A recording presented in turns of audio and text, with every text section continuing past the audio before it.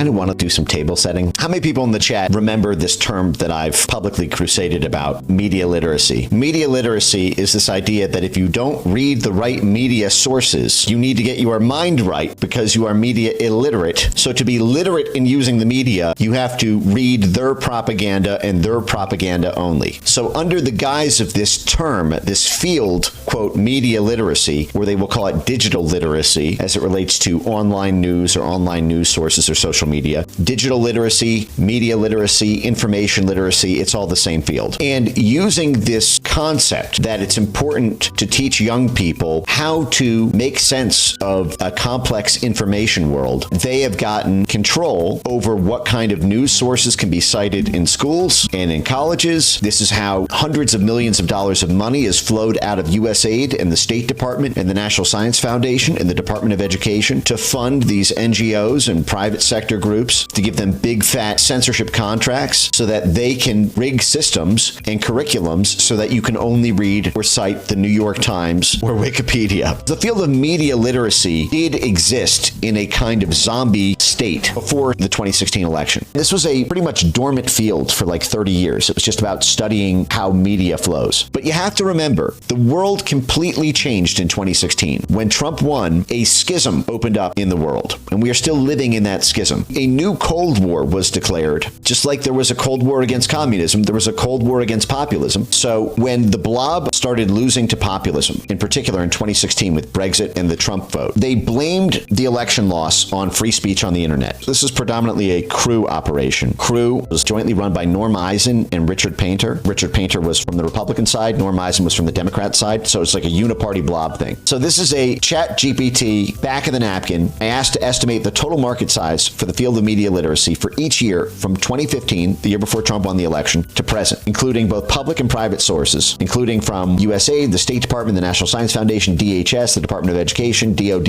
We're going to see even DOD is involved in this field. The military is involved in media literacy because they argue that controlling people's minds and what media they read is a national security imperative. That's how you have these Bill Kristol, McCain Institute types leveraging the military for censorship. In 2015, the year before Trump won the 2016 election and schismed the earth and created this second Cold War of the Blob versus populism, it was only $4 million in government funding and only about $100 million in total if you include from private foundations and nonprofits and for-profit corporate social responsibility funds, okay? And that doubled as soon as Trump won the election. In 2017 went from $4 million to $8 million in government funding overnight. It also doubled the total amount of total funding to almost $200 million. And today it stands at $33.6 million. And again, that number is probably well over $100 million.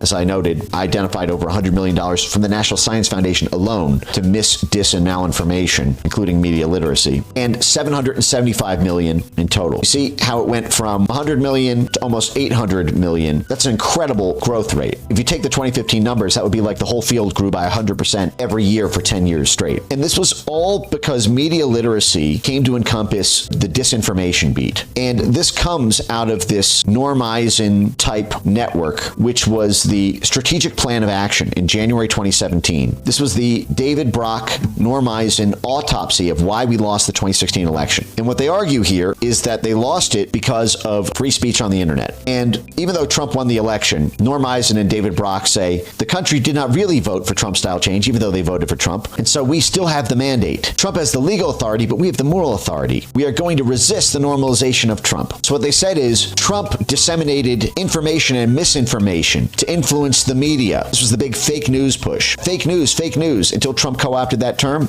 A little bit of background. David Brock ran something called Correct the Record. This is a pro-Hillary Clinton super PAC founded by David Brock. David Brock and like the AstroTurfed fake truth squad. The PAC in 2016 aimed to find and confront social media users who posted unflattering messages about the Democrat Party frontrunner. This is like a DNC super PAC funded troll farm to reply to you that you're wrong on Twitter and Reddit and 4chan. I'm not even joking. This is literally the kind of shit they were doing when they started losing the internet during the 2016 election cycle. The idea was they were losing the internet to Donald Trump, so this super PAC had to be funded to go after Bernie Sanders and at the time, Bernie Sanders was a lot more brave than he is now, shall we say. He was against open borders. He wanted to cut back military spending. He wanted to cut back U.S. aid spending because he wanted all that money for free health care and free college tuition. So he wanted to take it from the military industrial complex and from multinational business subsidies. This was how stressed they were about free speech on the internet supporting Donald Trump. And in January 2017, they say, we will apply lessons learned. Generally speaking, and simply put, Democrats got clobbered in the digital space. Digital programs failed to actively listen and engage the online grassroots universe. So they acknowledged it was grassroots support for Trump. The Trump camp spoke effectively to the grassroots and relied on online channels to disseminate information and misinformation and influence the media. The right colonized Facebook, which has established a virtual monopoly on information distribution. We will adapt to the new reality and we will win. Media Matters will continue its core mission of disarming right-wing misinformation. Here's what success will look like. Serial misinformers and right-wing propagandists from social media to the highest levels of government will be exposed and discredited. Internet and social media platforms like Google and Facebook will no longer uncritically and without consequence host right-wing news sources or influencers. The goal in January 2017 was to get Google and Facebook to kick Trump supporters off of Google and Facebook. Toxic alt-right social media fueled harassment campaigns that silence dissent and poison our national discourse will be punished and halted. And then they went on to say Trump will be defeated either through impeachment or at the ballot box. This is in January 2017. Crew Norm Eisenschop will be taking this on. Trump will be afflicted by a steady flow of damaging information. Trump allies will be forced to step down. We will delegitimize Donald Trump's presidency, stopping fake news and propaganda. This is coming from the propagandists with a propaganda super PAC. They were going after Breitbart. Breitbart at the time was making tens of millions of dollars in online advertising revenue. They were the fastest growing media site in the world at the time in 2017. And again, all this stuff is now banned under media literacy. You can't cite Breitbart in school with media literacy programs. They bragged, for example, about how they led a campaign to stop broadcast media from allowing Trump to do phone interviews. Think about how sick that is. But this is how they were in 2017. They punched people in the mouth for a living, and they'd never been punched back. This was a donor memo, guys. This is how they were soliciting money from donors, bragging about stopping major networks from allowing Donald Trump to speak by phone to them. So again, it was all about the fact that they lost control because of the online ecosystem and controlling the journalism space, controlling the media space. Hence, media literacy became their big push. Over the years, Media Matters has won or assisted in a number of tangible victories. These are the tangible victories, okay? From getting Glenn Beck off cable news to holding 60 Minutes accountable for faulty Benghazi reporting. When Breitbart applied for press credentials, Media Matters was quick to act by advising the credentialing committee that Breitbart violated the requirements. So they stopped Breitbart from getting a press pass to the Senate gallery. They brag about deplatforming. And this is what media literacy does. It deplatforms news. So it can't be cited, it can't be accessed. Media Matters will be vigilant in holding news media accountable for even the slightest bit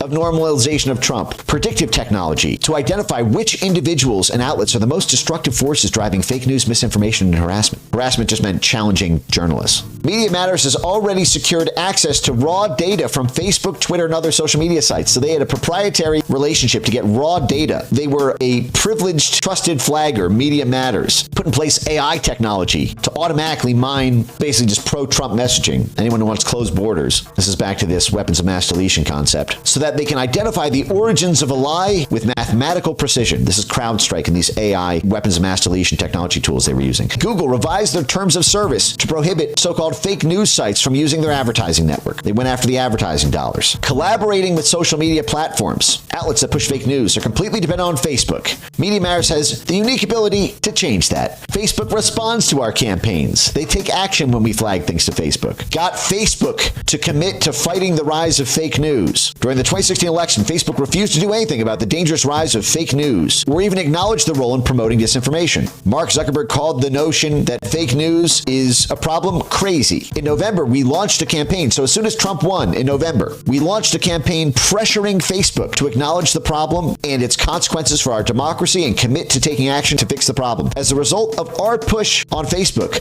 Zuckerberg did both. And again, they used Russiagate as the crowbar for this in many ways. They used the national security state, the ODNI, the CIA, the FBI, DHS. They conflated this with the Russian disinformation shit. That's where the Normeisen network comes into the picture. Stopping Steve Bannon in Breitbart News. Creating a massive grassroots truth squad. We added 40,000 new participants to our action list, and these people will all be professionals now in media literacy. This is where they're all hiding now. So that journalists, activists, allies, politicians, and the general public can weaponize our research to go after key right-wing targets who will see their influence and reach diminish. Facebook will continue to adjust its model to whatever we say. They bragged about pushing Roger Stone off cable news. Media Matters succeeded in pressuring CNN, MSNBC, and even Fox News to stop booking Roger Stone. They brag about derailing Rudy Giuliani's cabinet nomination. This is how they're bragging to get donor money.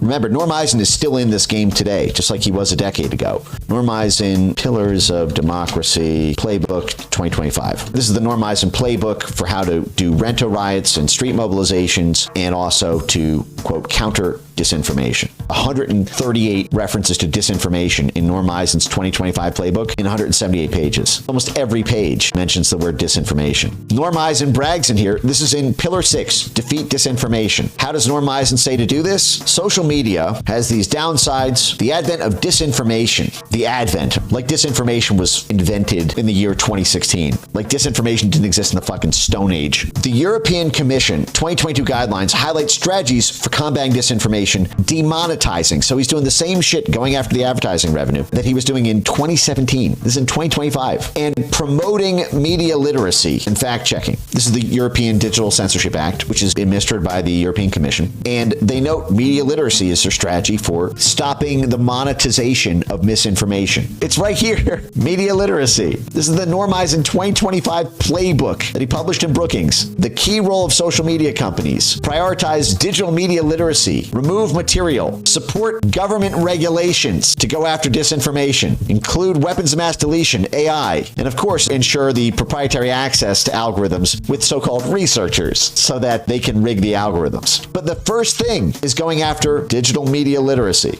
Defeat disinformation. How to address the challenge. Social media companies should prioritize digital media literacy, like Finland is teaching in schools. Now you understand, by the way, remember Finland was ranked #1 in media freedom? Do you guys remember from last stream, the Freedom House report of media freedom? And I noted that Finland has turned into a total censorship state. It got NATOized to counter disinformation. And I said, isn't that a perfect encapsulation of it? And of course, Normeisen is saying, copy Finland. It's illiterate to read anything that challenges NATO. And he cites, for example, Meta partnered with USAID to launch an initiative for 200 university students in Indonesia to promote digital literacy. So Normeisen bragging about USAID sponsoring digital literacy programs. Digital media literacy to everyone. Schools, practitioners, social scientists, media, private sector, all to control the information space to get rid of Trump.